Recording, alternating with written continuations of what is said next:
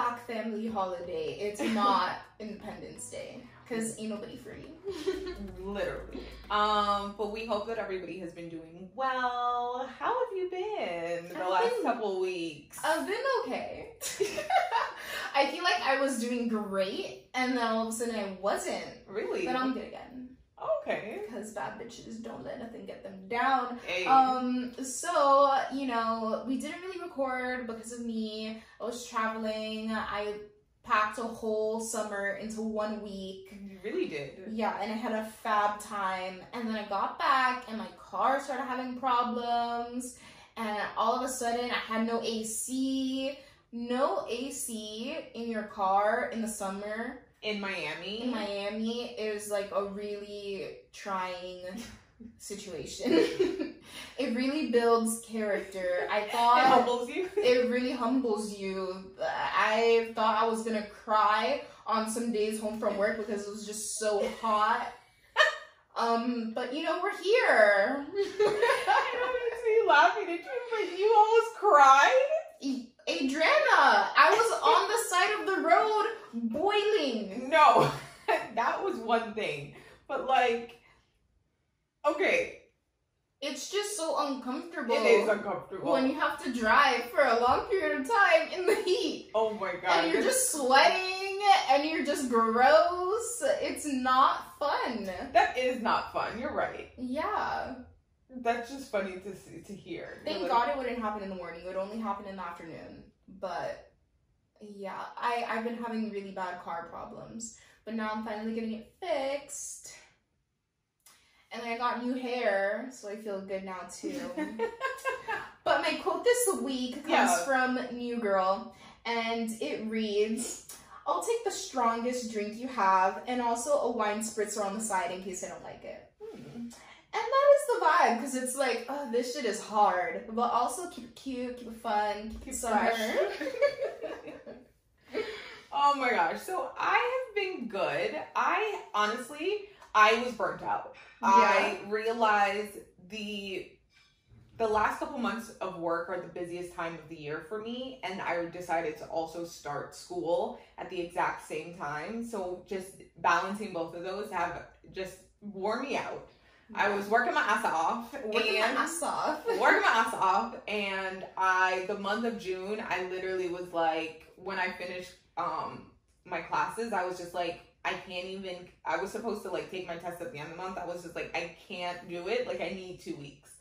So I just took off the end of the month. I basically have just been laying around and watching TV and doing nothing, just to decompress a little bit, and I'm feeling better. And so like now I can like take the month, study for my test that I need to take for my certification, and then move on. Yeah, that's what happens when you get burned out. You really just have to sit and do nothing. Literally. And it gives you anxiety because you feel like you should be doing something, but you just really have to relax. I was like, oh my God, like, I need to study, but then I was just like, you know, and then my boss has been out of town, so that's been great. So I even had like this space to be doing something and being productive, but I couldn't. I just like literally had to sit there and just stare. Yeah, that's how it be. So now that we are back, my quote is from Big Little Lies and Meryl Streep's character. She goes, "I can't complain." Well, actually, I can. And I just feel like this last couple months have been like tough, and they were hard, and I wouldn't say that I'm like unhappy or like sad or anything. I've just been like blasé, you know. There's like a million things I could complain about, but also there's nothing really wrong. I just needed time to reset, which has been good. So I've taken that, and sometimes you just need to just allow yourself to decompress so you can come back again. Lovely. You know? Yeah. But now I can put the pedal to the metal, keep it going, and keep it moving. And get into it. I've been watching a lot of TV. Okay, I don't know if anybody has watched this show before, but it's called The Last Ship. It used to be on TNT. It was on for years. They have 5 seasons. It's on Hulu. Me and my mom have been watching that, and we're just obsessed. She watched it when it was on TV, and I kind of watched it on and off with her back then.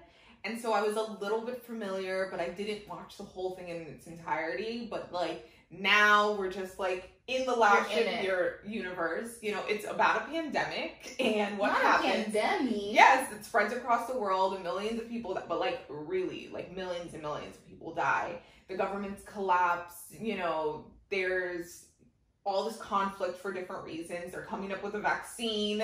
You know, it's like it was just very reminiscent of 2020, and it was just very good. And there's a lot of action, there's a lot of fighting, there's a lot of eye candy. The characters are great. We really enjoyed it. So nice. I would say check that out. If you're just looking for something that's like fun and action-packed and got some interesting characters, they've got this one guy, he's Australian, that is so fucking sexy. Like, they have him doing all the combat because he's like a trained fighter.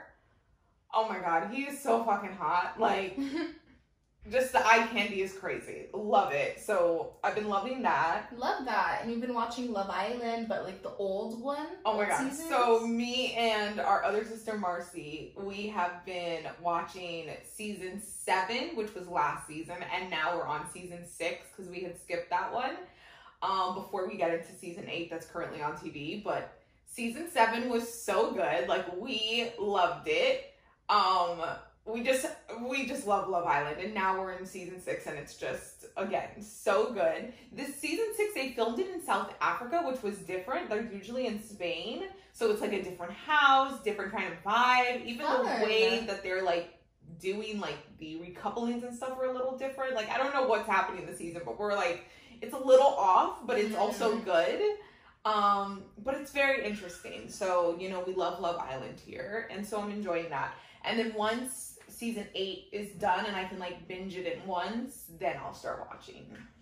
Yeah, the British version of Love Island is good. I love British people. I think they're so funny, and just they have so much more personality than American people. He's a bit me. Like, I'm looking for someone that's a bit me. I just like, I love the little sayings. Like, they're just so cute. They're so cute, yeah. But I can't get into it. You guys know how I feel about like the 10 million episodes that it has.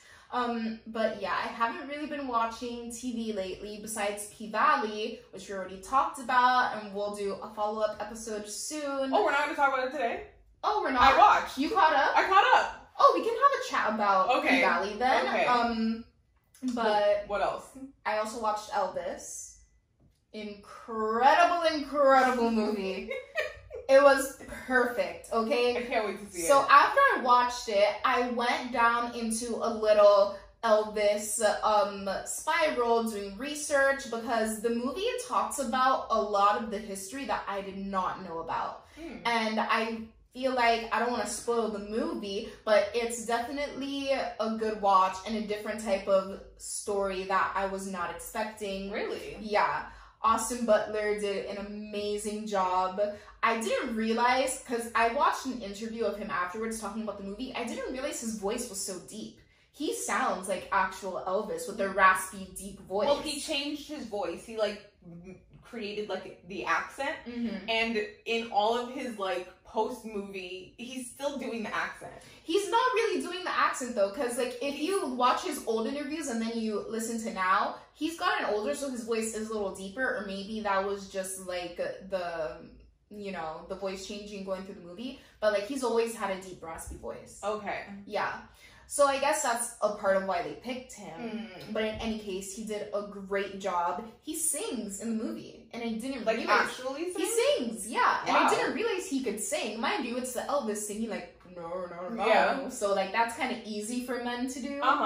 But yeah, he did a really good job. And in the interview that I watched of him, he said that now he feels like he can breathe, and he has not slept well for the past 2 years, because he was so scared and nervous that he was gonna mess it up. Wow. And now he can finally rest. That's so crazy. Isn't that insane? I was like, wow, the lengths that these actors will go to put on a show is crazy. He was dedicated to that role. And he said that after Elvis's wife saw it.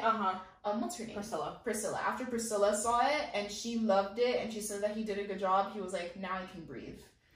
That's good. Yeah. I know there's been so much criticism because, like, obviously Elvis is like a controversial figure for many different reasons, but like he's still a legend. The movie discusses that.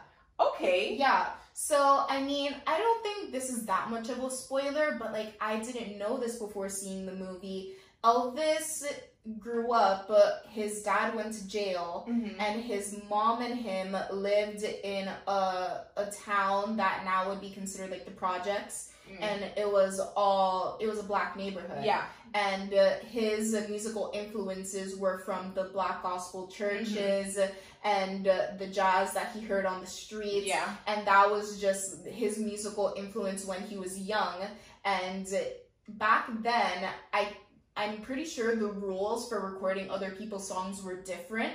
So he would hear songs and then he would record them. Yeah. And he was friends with B.B. King back then, who would tell him, yeah, like, I say you go for it. This is your music too. Like, you grew up with this sound. This is who you are.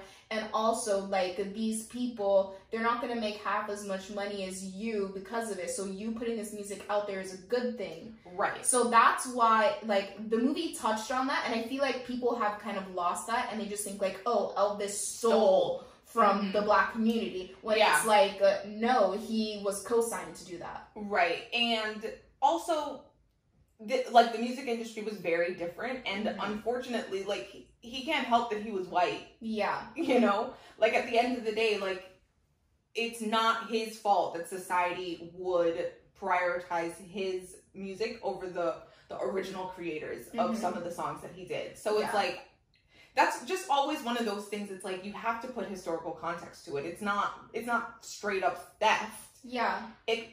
Especially if he did attribute to it, and we don't really know like everything that he said and did not say, and also he was penalized for it. So when he started becoming popular, the TV stations didn't want to play him, and they didn't want to put him on the air because it was vulgar, and he was this white guy, you know, corrupting the children. They're gonna make people, you know, integrate, because that was before integration, and they were like, no, we don't want this. So like, if he wanted to make more money and he didn't want to, you know, cause so much controversy, he would have done other types of music, but that was just his sound. That's the type of music he made. That's who he was. So I feel like that's also a big part of it. It's like, he wasn't doing, now I feel like when you steal from a black artist, it's because you know that's going to make you more popular. But back then, it was like, it wasn't. That wasn't the case. That was holding him back. I love Elvis. Like, our mom is a really big Elvis fan, and so I grew up on a lot of Elvis, and I love his movies. Like, his old movies are so good. If you ever just want to watch a really good old movie, his movie The Clam Bake, one of my favorite old movies ever. It is so good. He plays like an oil tycoon that goes on vacation and like falls in love with this girl and pretends to be poor. And they like fall in love, and she was kind of like a gold digger, but she like allowed herself to fall in love with this like simple guy.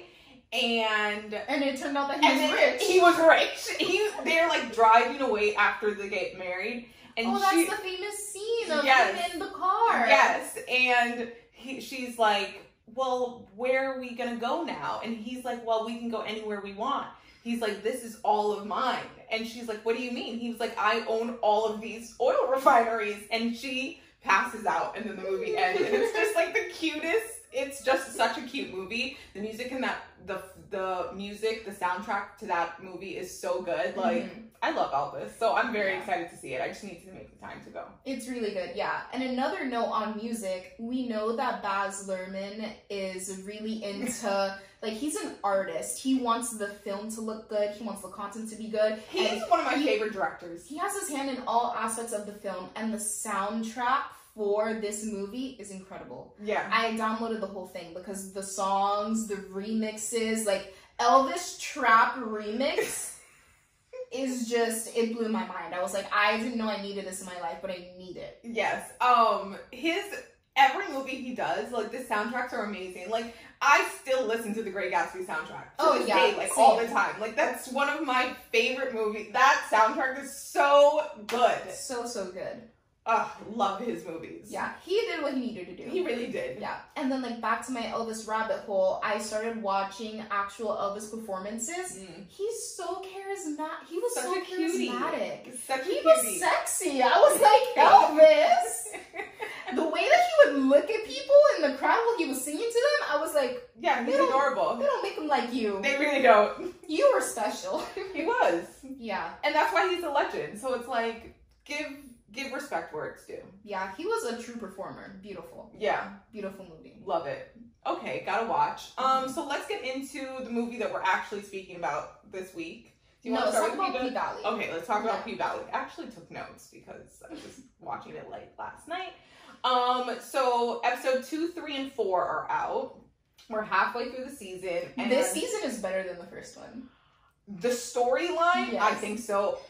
Completely. I really like where they've taken it. I do think like they really sat in quarantine and thought of ways to really make the show better. Yeah. The sequences that they're doing in the strip club amazing are everything. The way they are filming these pole scenes they're blowing my mind. Like the photography, the cinematography, like all of that is just, it's so well done. The lighting. Everything. Chef's kiss. For real. I loved what they did in season 1, the stylistic approach that they took. And this season, they took it up a notch. Yeah.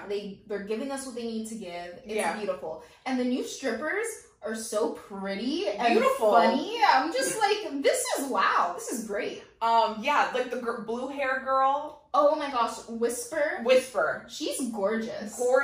So cute. And I like that she's like kind of like mystical and spooky. Yeah, I like it too. You know, she just feels things, she knows things. Like I like the witchy vibes that she's giving me.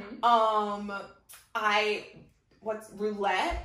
I like her story. I like that character. She's very layered. She's definitely out there. Like, she's selling front. She is hooking and crooking. Yeah, and she is, you know, for the money, for the right price, like, she's willing to do everything and anything, which is very true for a lot of strippers. There are a lot of girls in the club that are willing to make that extra bag and go the extra mile and not just take off their clothes, but to do, like, to perform sexual acts. So I like that element is there, because it isn't realistic to have a strip club that doesn't do that at all. Like, that no girl is doing that. Exactly. Yeah. So, but of course, the way they're approaching it, which I think is the right way, is no, you should not be doing that. That's one of Uncle Clifford's rules. Right. We are good, clean Christian strippers. Right. But I do like the element that's bringing in. It does feel more grounded in reality. And they're doing this all during quarantine, which I really kind of hated in the first episode. I love it. But to see the different dynamics of the protests, the killing of another Black person by police, the ways in which that impacts the Black community on an individual level and on a large scale, what happens to the cities when people start to protest and to fight back. Like, I do love to see all those different kinds of layers, all those little stories. Like, we heard about Roulette's brother and his murder. And, you know, it's just so relatable. Yeah, and again, the pandemic transformed sex work. So I love the fact that they added that in here, because it's a completely different dynamic. The drive-through strip club, the OnlyFans, like, it's just, sex work is different now. So it made sense to showcase that. Yes. And also, like, I love that when the strip club opened, like, everybody's supposed to be in masks. And then they have the health code violation, and the strip club shut down again. Which was so real, because in Miami, like, the city of Miami had a curfew for a very long time, but Broward County, they were open. So the only places you could go at the end of 2020 into the early 2021 was the strip club. And I was one of those people that was up in the strip club, no mask on, catching COVID. You know? And it was all very like, you know, you have to be distant, but not. And it was like a very weird place for both the businesses and the people that were going. And I just like to seeing that play out because it was something I feel like I lived in, like truly lived in, which was interesting. I like that. I thought that it's interesting to see how the mayoral race is shaping out to be. Andre's now running. I loved that. Pastor Patrice is running. Like there's a lot of elements going on, and I don't know how many episodes the season is gonna have, but if it's only 8 like the last season, then we're already halfway through, and I'm like, I need more. Like I already need more. Yeah, no, the story is shaping up really nicely. What do you think of Mercedes and Coach and Coach's wife? I think that is so interesting. Crazy. I mean, Coach is hot. Like, Coach is the kind of sugar daddy you hope you can bag. Yes. Like, that to me is not even bad. Like, I would, give me that deal. Like, sounds good to me. Sounds good to me. He's in shape. He's good looking. He's bald. Your type. He's literally my type. You know, he's athletic. I love an ex-athlete. Like, he's literally my type. So I was just like, I love this for Mercedes. Yeah. I think it's interesting that we have the wife in on it, and they have more of a connection. It even seems that her and Coach do, because it's authentic, it's genuine. There's like real kind of camaraderie between women there. Yeah. And you know, just to see where they've taken the sex scenes this season are interesting. They turned it up this season. It's way more raunchy. We're seeing a lot of dick this season. Yep. We're seeing a lot more sex, a lot more nudity. Yeah. I don't like to see penis on screen. Personally, me neither. And I think the sex scenes, like, they're not too much, but they're borderline. I actually, you know what? When you think about it, like, they're not any worse than Euphoria. Yeah. They're what people are up in arms about. Like, if you are not on Twitter, this week everyone's just like the gay sex scenes. Like, what's going on? I like the fact that they're showing both. So do I. I like that. I actually like that we haven't even really seen straight sex. Like, just give us something different. Because at the end of the day, if you really have a problem with nudity and sexual content, you should have a problem with it coming from any spectrum of the sexual scale. Yeah, don't just sexualize women, sexualize everybody. And don't only think that it's appropriate to see heterosexual couples. Like, gay couples are the same. It's all sex. So I don't really think it's any more raunchy than anything we've seen straight couples do on screen. Of course, but I just feel like in season 1, like, you only really saw nudity in the club, and now we're seeing everybody hook up, and I'm just like, oh, this is different, but, you know? Yeah. I think they've just taken it up another notch, because even Roulette in that final performance, the night that she does the coke, how she takes off her top on the stage, and Uncle Clifford is freaking out. Yeah, because they're not supposed to take off their tops while they're on the stage. That's for the private dances. Yes.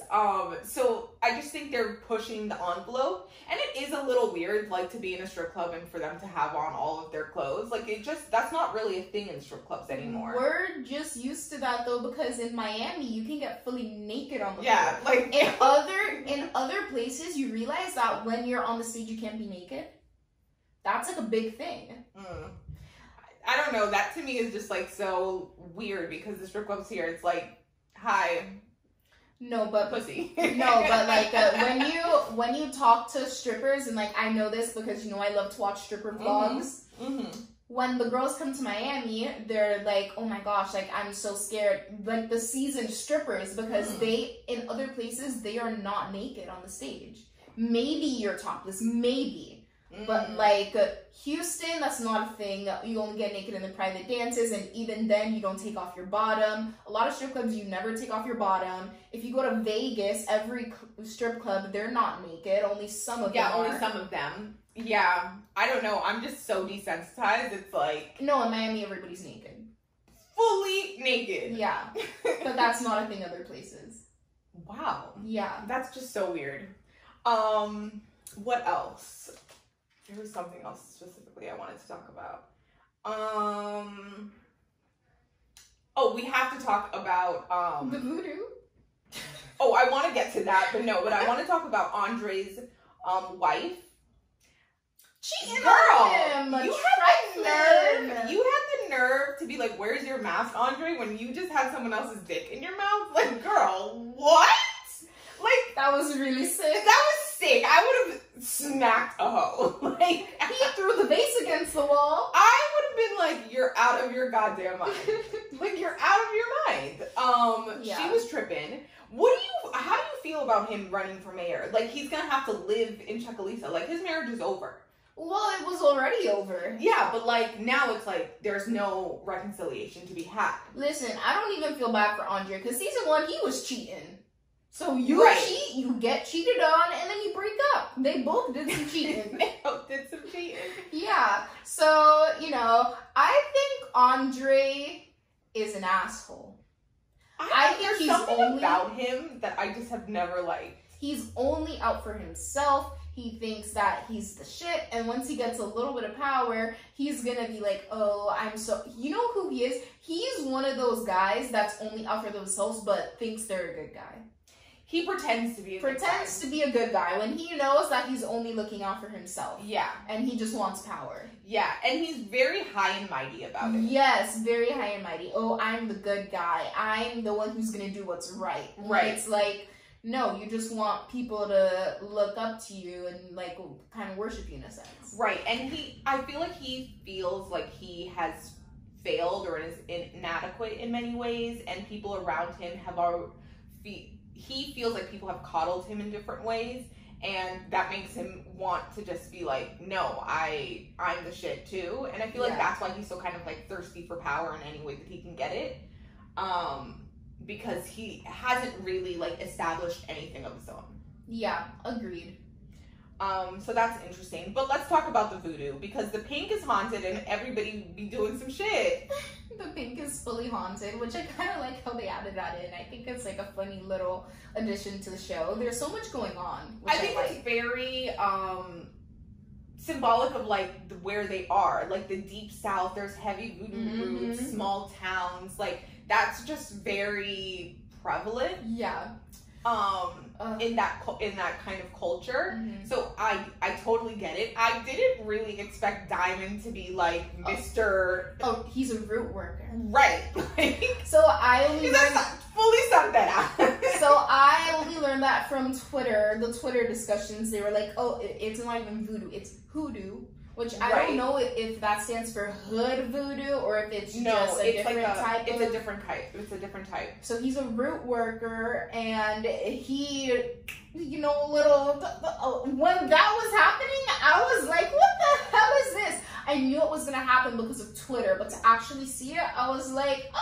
Yeah, I was like, what is happening here? That shit was crazy. I don't like things about ghosts and voodoo specifically. I just think it's too, I don't know, I'm too in tune with that kind of stuff, so it kind of scares me. Like, I was like, oh no, it's spooky vibes. I'm alone in bed. I didn't get scared, but I liked that. I just like it when a show shocks you. And I feel like very rarely do I get shocked by a show, and this got me like, so I was happy. Yeah, it was just very different. And you saw did you see that scene when Autumn is in the pink at night and you saw the ghost on the camera? Yes. It's a lot. That was a little scary. That was scary. Yeah. And how Diamond can see the ghost in the floor. I was just like, ooh, I'm not, I don't love all of this. But that is a part of the culture that they're in. Yeah. So it makes sense too. The accuracy of this show is just, it's so on the nose. Yeah. Even my favorite part, I think it was in episode 4, maybe episode 3, how they had the girls from the Bella Noche skit.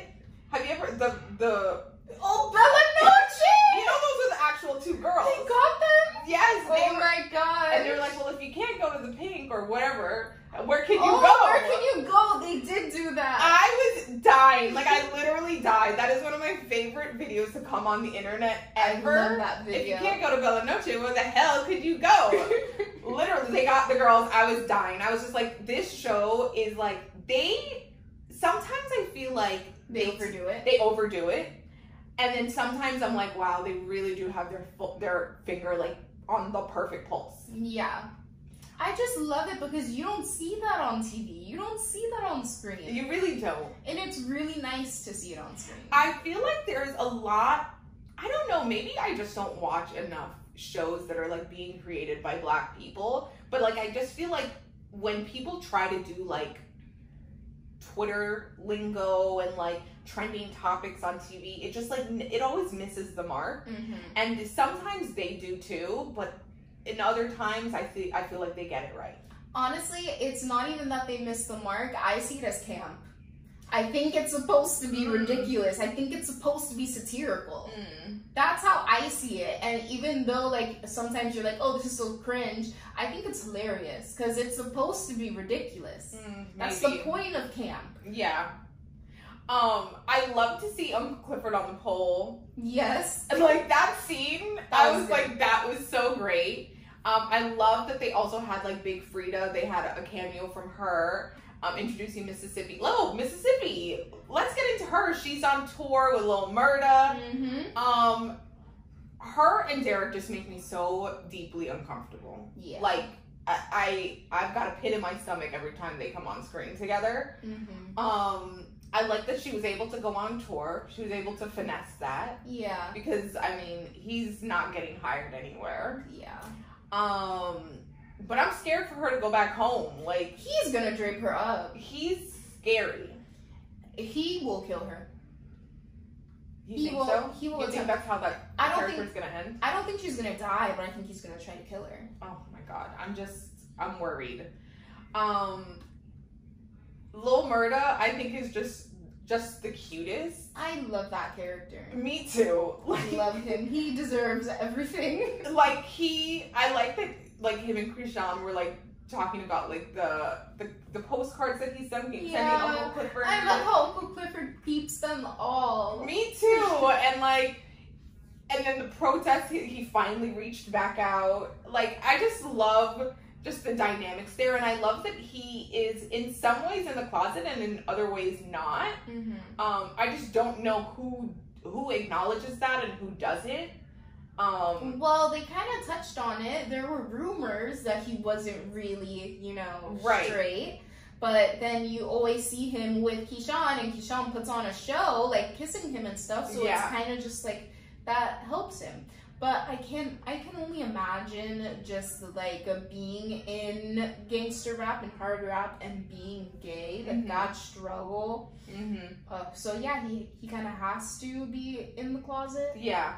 I just think the dynamics there are very interesting. His friend that got out of jail, he's going through a lot. Obviously, the transition to come out of prison is incredibly taxing, and then to be at such a heightened state of just society and life, and that's what you're coming back to, is also difficult. And then he's like, damn, like I ain't never got a postcard from you, and like we go way back. Those scenes I thought were just like so cute. Like I love when they were sitting on the steps and they were like sharing the blunt and just talking about old times. Like I was just like, this is how men bond. This is how men bond. That's hilarious. I was like, this is the picture of male friendship. Like, we're gonna sit somewhere quietly, share a blunt, have a drink, and just like talk about the good times. And like there's never really like an acknowledgement of like the feelings or the love there, but it's you know it's there. You know it's there. So I thought that was just like cute to see. Yeah, that was really nice. I liked it. Yeah, so the season is shaping out really well. Love it so far. Love it. And that's it for P Valley, right? Yeah. Okay, so let's get into the last thing that we're going to talk about today, and that is everything, everywhere, all the time. Is it all the time or all at once? I feel like it's all. Whatever it's called, the movie. Let's see, the movie. Everything, everywhere. All at once. All at You're once. Right. And who's the main lady's name? I can't remember her name right now. The mom from Crazy Rich Asians. Yes, but what's her actual name? I'm so bad with names. Michelle Yeoh. Michelle Yeoh. Duh. Okay, starring Michelle Yeoh, Jamie Lee Curtis, such a good movie. If So you have good. not seen this, you have to. It really is the movie of the year. I think it's got a little bit of everything. It's got comedy, it's got action, it's got fighting, it's got love, it's got family. It is a drama, it is action, it is a story about just the human experience and life. And it's kind of sci-fi, and it's also a little bit satirical. Yes. It's an A24 movie, so that's how you know that it's going to be weird. But I feel like this A24 movie is different in the sense that, like, the meaning, the true meaning behind the movie is very explicit. I feel like other times you watch an A24 movie and then you have to Google afterwards, what the fuck did that mean? What other movies have they done? Just weird shit, let me tell you.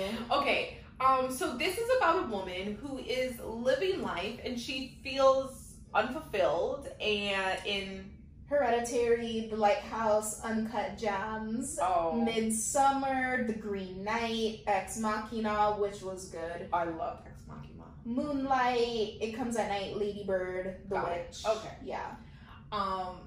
If you have not seen Ex Machina, you have to go watch that movie. That is one of the best sci-fi movies. I love that movie. The Spectacular Now, one of my favorite movies.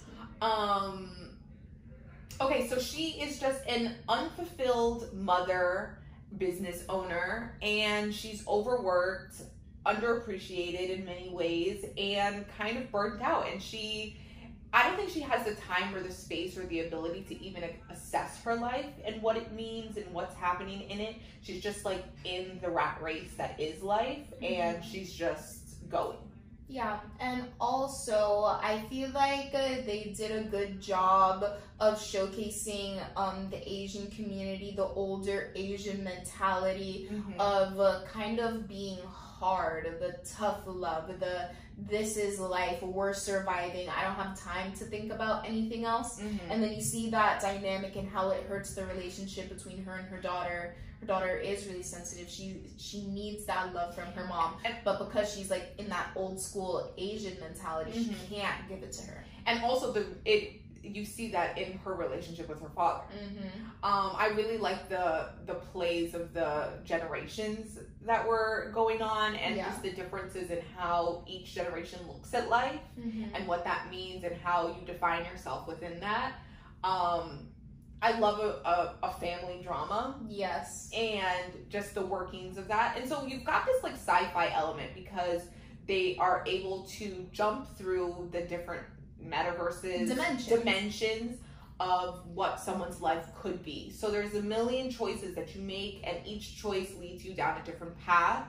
And you have all these different versions of you out there living the lives that could have been, basically. And so she is really trying to save all the universes by defeating this evil overlord person, which ends up being her daughter. Because she has the same character flaw in every universe, which is the sense that she cannot really love. She doesn't allow herself to be vulnerable and love the people who are in her life. So in the universe where the evil emerges, it's a universe that they're aware of interdimensional travel and they practice it, and she pushes her daughter to the point that her mind splits and she is able to travel within the interdimensions without anything else, just because of the fact that like her mind split and she becomes evil.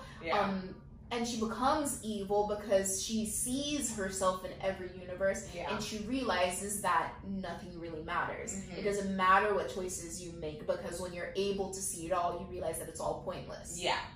And that's just a great commentary on life and choices in general. And I always say, like, in my life, like, it really doesn't matter what you choose, just choose something and live with it. Like, just go full steam ahead once you've made the choice. Don't belabor it, and don't think the what if and the but it could have and shoulda, woulda. It's like the choices don't exist because you didn't choose them. So anything that could have happened it doesn't matter because it doesn't exist. And I just thought that was an interesting concept in the movie. Yeah, and the way in which people internalize that, I think, is very interesting. Like, I was very annoyed with the daughter in the present form, because I just felt like, buck up already. Like, this is life. Like, yeah, it's gonna be hard. Yes, your parents have expectations of you, and maybe you're not everything that they expected you to be. But, like, just be the best version of who you actually are and live with that. Like, don't belabor the fact that don't belabor who you are for somebody else's idea of what you could be. You know, like, if you don't want to follow what your parents' expectations are of you, just don't fucking do it. Like, don't sit around, make yourself miserable over the fact that you don't want to live that life. Just don't live that life. But do it with full intention, full autonomy, and full, like, ownership that you are your own person, and that's great. Yeah. So in the current, like, in the main storyline, I was just, like, annoyed with the daughter, because I was just like, girl, grow up. Yeah, agreed. But that's just how I look at life. Like, I feel like in that sense, at some point you've got to be able to pull yourself out of the hole of disappointment, of sadness, of anxiety, of depression, to live life. Like, you can't, it's never going to get better if you don't actually participate in it. You're never going to get strong if you don't actually build the muscle of resilience to be able to keep going. Like, people miss that so often, and they just swallow, and then they lose. Like, you've lost time, you've lost the ability, you've lost the options that are afforded to you. Yeah. There's a quote, I don't remember who said it, but it goes something along the lines of, everybody lives two lives. Their, current life, and then the life when they realize that this is the only one that they have. You live differently once you realize and you grasp that concept of, I gotta make this shit work. I was, given this hand of cards, I gotta play them. Right. And that's all I can do. Right. But I think the story with the mom was really interesting too, and I was really annoyed of her at first. Like, her current self, basically the main character, the dimension that she's in, is basically the life where every decision she made was a mistake. And it led her to the worst possible version of her life. And when she starts to see the other possibilities, which is what she really wants, she regrets every decision she's ever made. She wishes that she could live those other lives. In one life, she's a movie star. In another life, she's rich, she's famous, she's, every better version of herself that she could have been. And she wallows in that, and she realizes that she hates her life. But then she looks a little bit closer at those other lives, and she realizes that she's not happy there either. No. And I feel like you have to realize that no matter what choice you would have made, you would have been unhappy in some sense, because that's how humans are. Yeah. We're always looking for more. Yeah, we're always looking to what could have been, what should have been, what would have been. Like, it's just such an endless cycle of disappointment that you're setting yourself up for when you constantly look at your life as something you're looking at your current life as something that could have been. Yeah, and I feel like people start to realize that when they have this dream, this goal, and then they get it, and they're like, this did not fulfill me. Right. I feel like it was a play on that concept as well, which I really liked. And she had to learn to love and to be happy with the life that she was given and be thankful for it. Right. And also, how do you define happiness? How do you seek fulfillment in whatever circumstances that it's going to be? Like, people think like, oh, if I make this much money, if I get this job, if I have this accomplishments, if I drive this car, if I wear these clothes, like, how do you fulfill yourself in all the ways that you can? I feel like in things where we can like buy like clothes and material possessions, those are ways to accessorize your life. There's it's a way of expression. It's a way of presenting yourself to the world in the most comfortable way that it feels to you. But at the end of the day, clothes are just clothes. It's all just cloth sewn together that you wear. You know, that's not a sense of wholeness. That's not going to be a sense of security. Those things do not provide you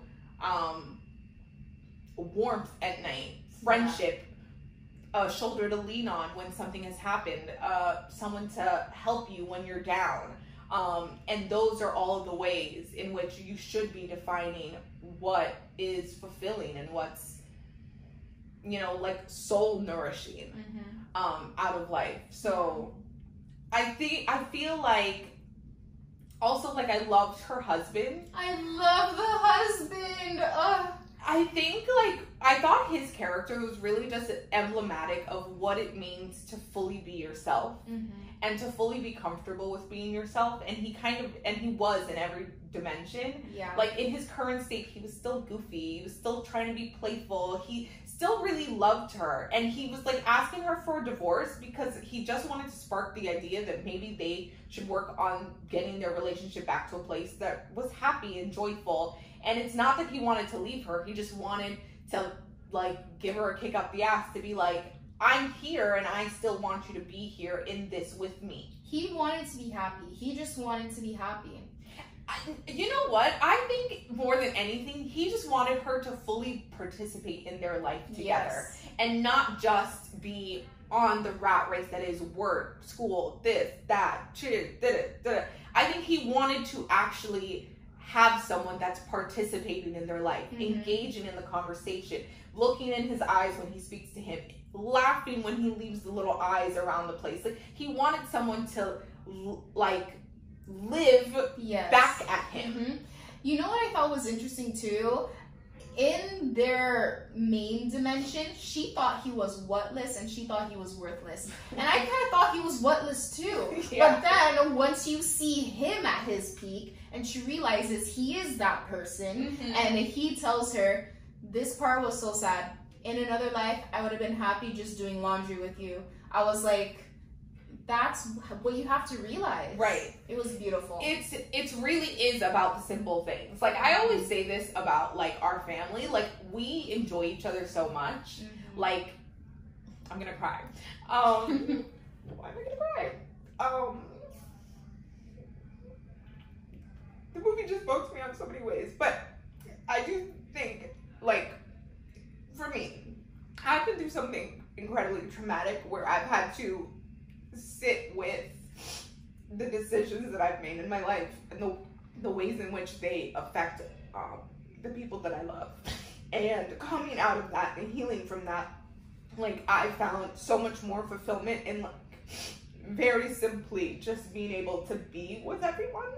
And we spend a lot of time together, and so it's like there's never really, like, a shortage of the time or the space that we have together. But I do, it sounds stupid, but, like, I have the most fun just sitting in the kitchen and talking, like, with the sisters, with our mom, our aunts, like, and that to me is, like, the true meaning of life and happiness. And you shouldn't have to wait for something awful to happen to you to get that and to appreciate that. So it's something that I love to see in the film, but it's something that I, like, live in my life. Like, I always say, I'm extremely happy and fulfilled because I have people around me that I love.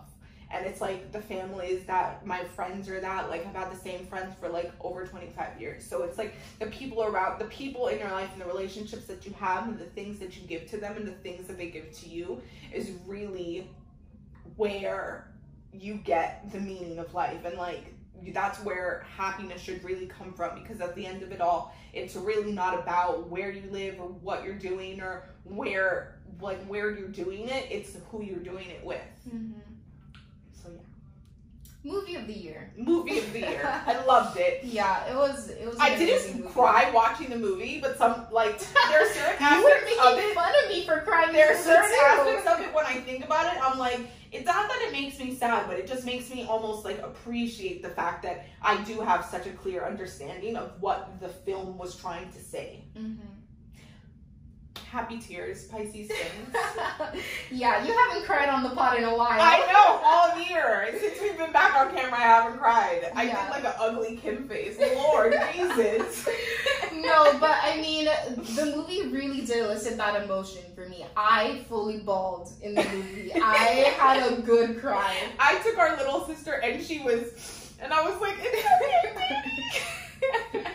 Yeah. But yeah, love the film. I mean, honestly, if she doesn't get the Oscar for this, like, waste. Complete waste. No, she has to win. And if she doesn't, they robbed her. And I think the daughter, the actress that played the daughter was magnificent. Because her other dimensions were so good. Like, she was really amazing. Like, the acting that she did, just the playfulness, the comedy, the timing, like, she was amazing to me. Like, yeah.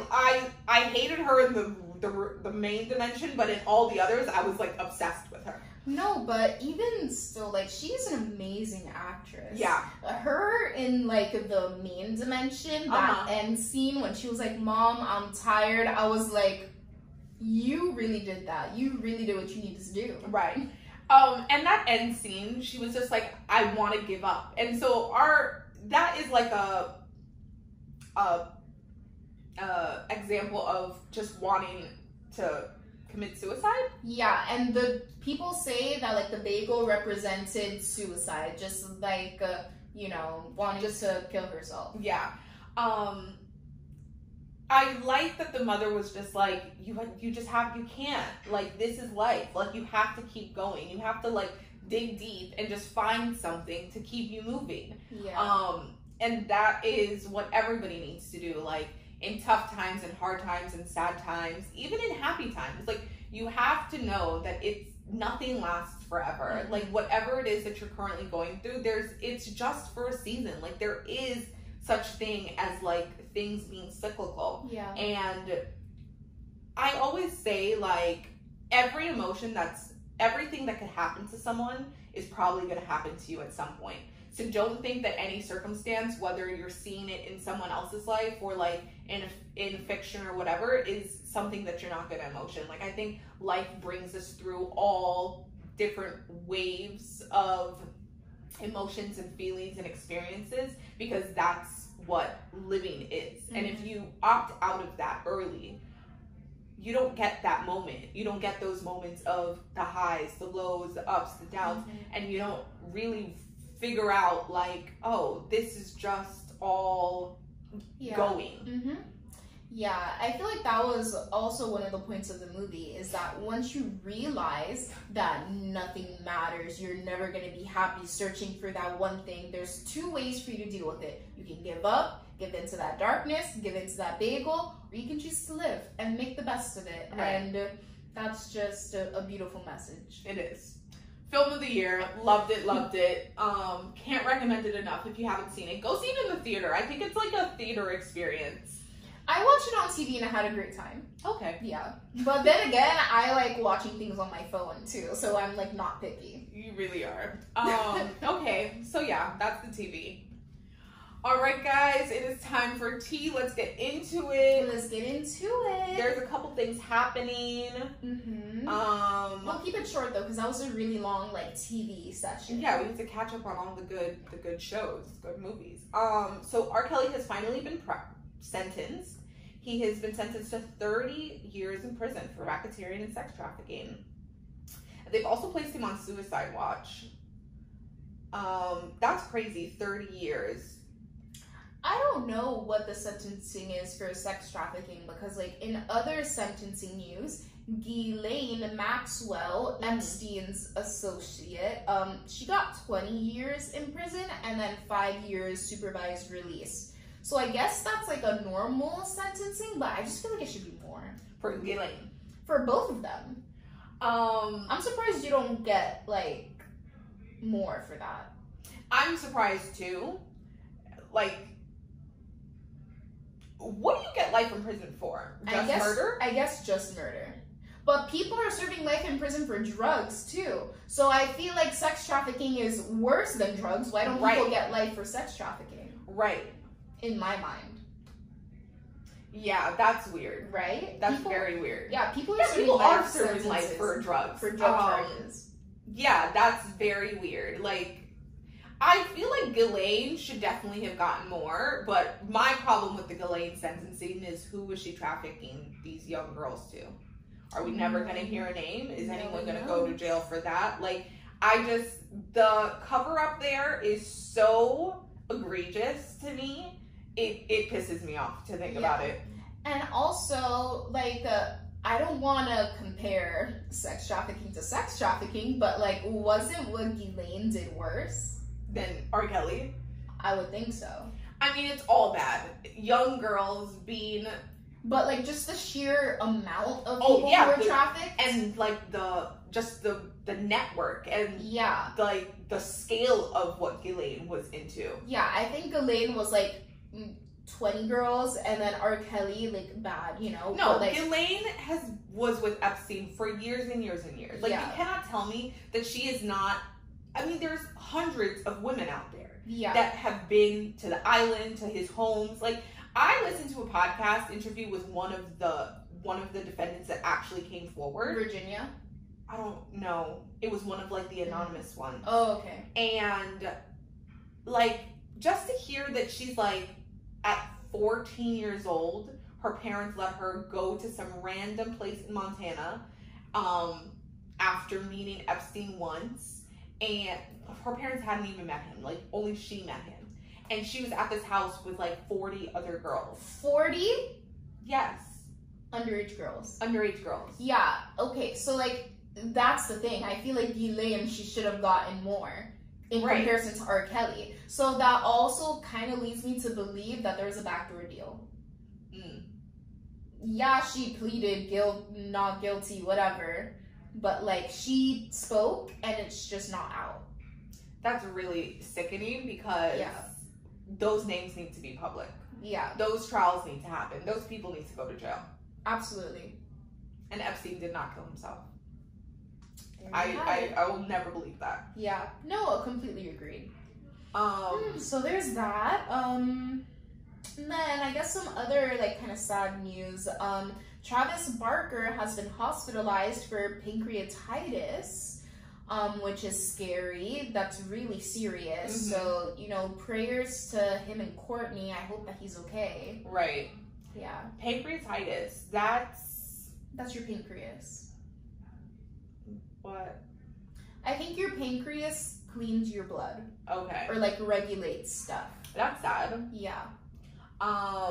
Well, I mean, I saw the paparazzi shots of him in the ambulance, and which I thought was very weird, but to hear that he's dealing with some health issues, like, anything can happen at any time. Like, we're living in crazy times, and, like, at any moment, shit goes down.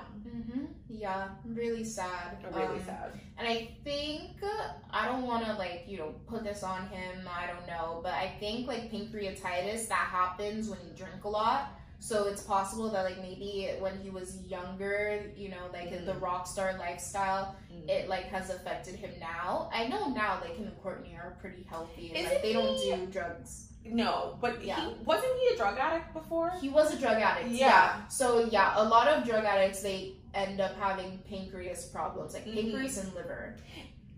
I feel like we talked about this, but he was, like, hooked on pills after the accident. You're right. Yeah, he was a drug addict. I couldn't exactly remember, so I didn't want to just, like, put that on him if he wasn't.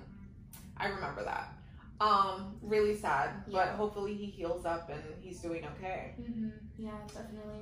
Okay, in country music news, my boy Luke Combs, his wife gave birth last week to a little boy, Tex Lawrence Combs. I love that name. Right? That's so cute. Tex, like, I love that. That's so freaking cute. So cute. So congratulations to them. Also, congratulations to Luke. This is going into our next story, but we are living in a beautiful music era. Yes. He dropped his album last week, and baby, it's like it's been Nashville in this house all week. Like, I am just obsessed with his new album.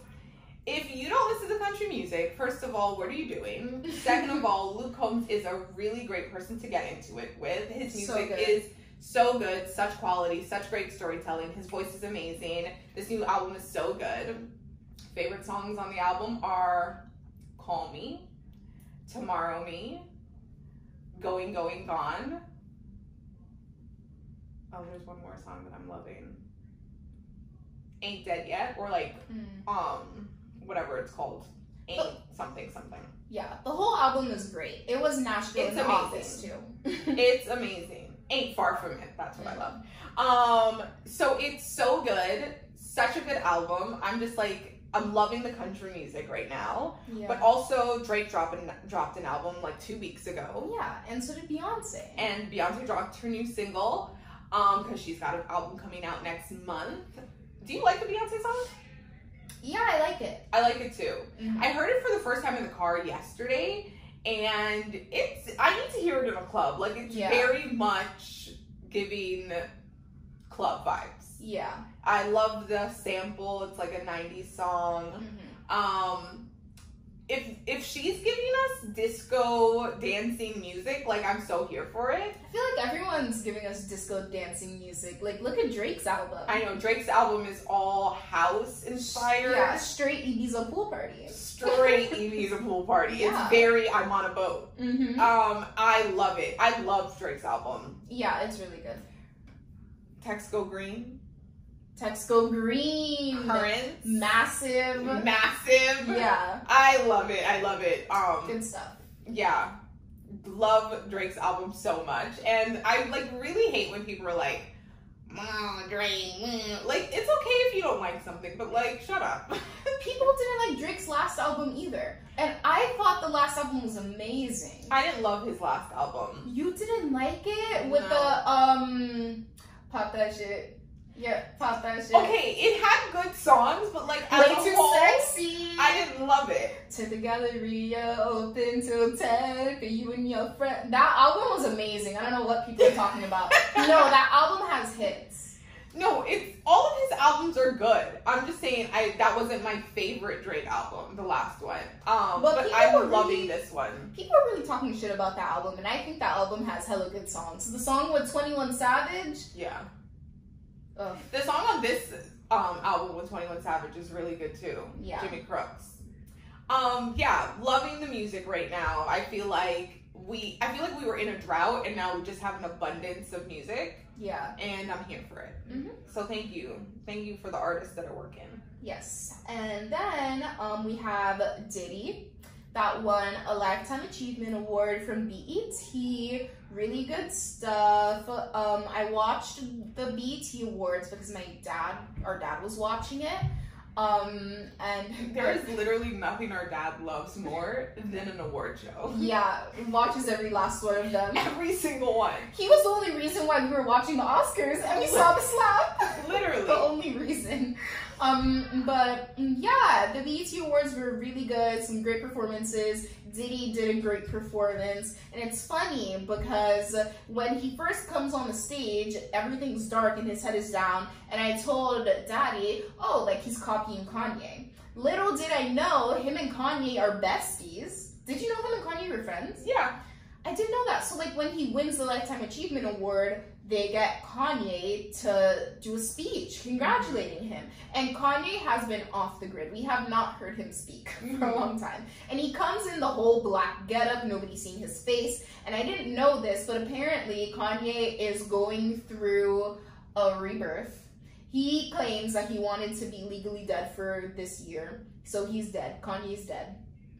That's why he's yay. And he doesn't want anybody to see his face for all of this year. That's why he's in the getup. Okay. But he says, but when Diddy calls you, you answer. And when Diddy calls you, you show up. And I was like, oh, okay, you better be loyal. I believe that. Diddy is such a legend. Mm-hmm. He's such a force. He's one of my favorite celebrities. Yes. Like, I just love him. Like, he is also one of those people that just lives life to the fullest. He's having the most fun he can ever have. He's just over the top. He's my brand of celebrity. Yes. He's always luxurious and just opulent, and I just love that. Yeah. He's also Jamaican, so of course it's like, you know. Yeah, so congratulations to him. I like that they're giving it to him so early. Like, I feel like it is kind of early in his career, even though he's no longer like at his peak of like producing and managing things and doing the kind of work that he did in like the 90s and the 2000s. Mm-hmm. So it is nice to see him get that recognition now. I feel like it's warranted now. Yeah. Because, he's been a mogul. Yeah. He has been achieved what he needed to, as far as all of the brands, the alcohol, the music. Like, it makes sense that he got it now. Yeah. You know? Yeah, I just think congratulations to him. Very well deserved. And Kanye did a good speech. He talked about how when he was 17, Diddy had him in the club and he wanted to be Diddy. He wanted to be that guy. Yeah. And it was nice to see how Diddy influenced Kanye's career when it came to him getting into fashion and all the other stuff. Diddy has just influenced so many other artists that... Yeah, I mean, with, what was it called in line? Sean John. Yeah. Sean John. Like, I could see that. Like, Diddy is really, like, he's the OG. Yes. Like, we think he's like this like goofy guy, but he's been in the game for so long, impacting people's career, even just like he has such a good eye for talent. So a lot of artists have like, you know, been through his kind of like camp, even though they weren't necessarily signed to Bad Boy. Yeah. And yeah, love that. Was Usher there for it? Usher wasn't there. Usher was not there. He had a huge part in Usher's early career. Yeah, very interesting. Yeah, the kids were there. Diddy dedicated his performance to his late ex-partner Kim. Really nice. Okay. Yeah. And did you see Carisha with the sign? No. City Girl. City Girl Carisha, what sign did she have? Like, Go Poppy. You know they're dating, right? Carisha? Yes. Oh, wait, I do remember that. Yes. No, but I didn't see the sign. Yes, Young Miami. I was like, what's her stage name? I feel like I faintly remember that. Young Miami and him are dating. Yes. They go together. They go together. And she was like holding up a sign like Go Poppy or That's whatever. So cute. And then like he even like reposted like a screenshot of it and was like, oh, like thanks baby girl or something like that on his Instagram. So a couple days after. I was like, okay, Diddy, I see you. I love the City Girls. I love them. I love JT and Lil Uzi. They were at the BET Awards. That was one of the first times they've stepped out together as a couple when like his face was not covered, because he also went through a kind of I want to be dead phase where he was like on the carpet, no face. I just think it's so weird. Like, you're a celebrity, act right. Yeah, so crazy. But yeah, they're super cute. And I love how like the City Girls have gotten these really other big artists as their partners. I mean, I just think they both have like really great personalities. And they're so pretty. They're so cute. I just love them. They have such great personalities. So it's like, why wouldn't they be able to bag these niggas? But you know, people be talking shit about the City Girls, like, oh, they're so ghetto, they're just like Miami trash. Like, no, they're not. No. They're dating Diddy and Lil Uzi. Right. I love them. I like that for them. Level up, girls. I'm with you. And like, who wants to like? Okay, not that Diddy is like the pinnacle of like what you should be dating, but it's like if you could date like an older, established billionaire mogul, yeah, why wouldn't you? Like, who is she gonna date? Some like little basketball player? No. Yeah. Like, no. They're doing it right. I think so too. Good for them. So yeah, that's it that we have for you this week. Thank you for tuning in to another episode of the TV&T podcast. Go ahead and subscribe to us wherever you are listening. You know all the places. Wherever you are listening to us, please leave us a 5-star review. Tell us something nice. Only if it's nice. And if you're watching this on YouTube, feel free to subscribe and to give this video a thumbs up. And we will be back next Saturday with another episode to serve the tea on the latest TV and pop culture news. Bye, guys. Bye.